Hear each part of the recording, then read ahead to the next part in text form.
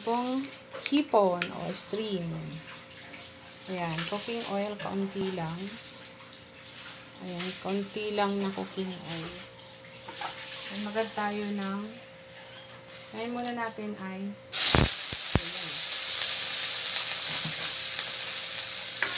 ayan, ako muna yung ginger. Ayan, inuna ko muna yung ginger din. Garlic. Bango. Then, onion. Onion or sibuyas. Sibuyas pa. Ayan. Then, sama na natin yung labuyo para may kaunting sipa ng spicy. Then, add na natin yung stream. Yung stream natin. Ayan, habang nagaganyan tayo, maglagay na tayo ng konting seasonings like toyo. Tansya-tansya na lang ito. Ayan, konting toyo. May toyo pa kayo pa.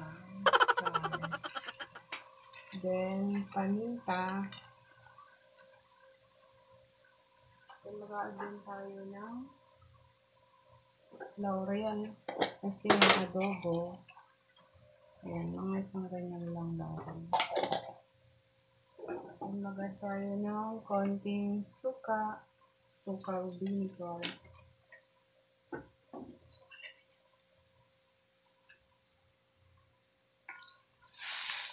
May nakikialam eh. Ayan. Ano lang natin ito. Ayan. Shoutout sa aking tagapamalengke na magaling mag-budget ang aking anak na si Sunshine Loyola.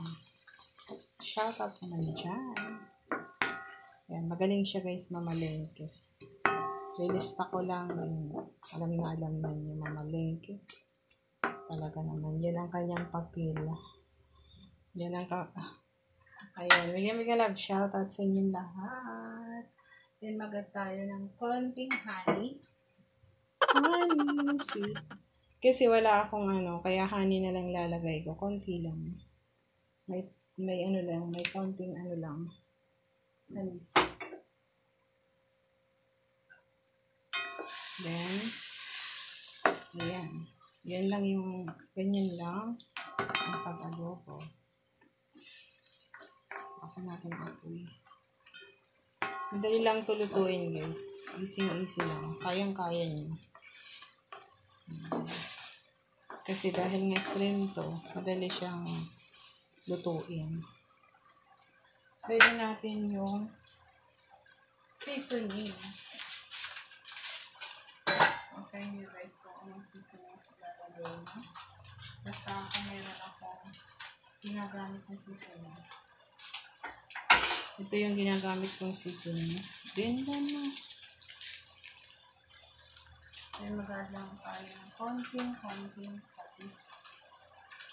Hindi patis lang. Parang may siya. Konting alat ng konti kasi nga nga talaga ako mag-timpla. Mataas. Ayan. It's already done na guys. Ayan. Ready to plating na ang ating adobong stream. Dali lang gawin mo. Dali lang gawin to guys. Adobong stream. Mahilig ako sa adobo. Mahilig talaga ako sa stream guys. Kahit anong luto yan. Ang pagluto pala ng stream, kailangan hindi natin i-overcook. Kasi magiging rubberized yung niya, yung meat niya. Ito wala pa itong 5 minutes. Ayan, wala pang 5 minutes naman. Titikman ko nga. Tikman natin.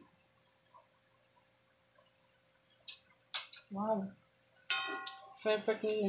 Tamang-tama yung lasa niya, yung namis niya, yung anghang, kasi may nilagay tayong sili, saka yung ibang seasonings. Ready to serve na.